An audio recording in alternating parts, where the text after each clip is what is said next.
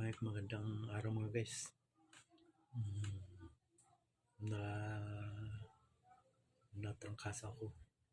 Kaya yun, hindi ako masyado nakapag-reels. Kaya yun. So magaling na, nag-exercise naman ako para lumakas ang katawan. Ayun, exercise.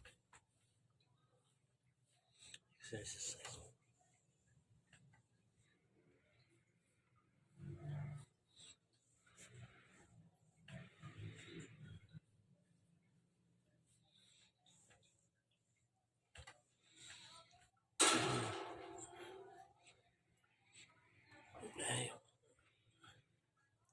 Sa sakit ng katawan ko mga guys, natrangkaso. Kaya medyo nag-exercise para maalis ang sakit ng katawan.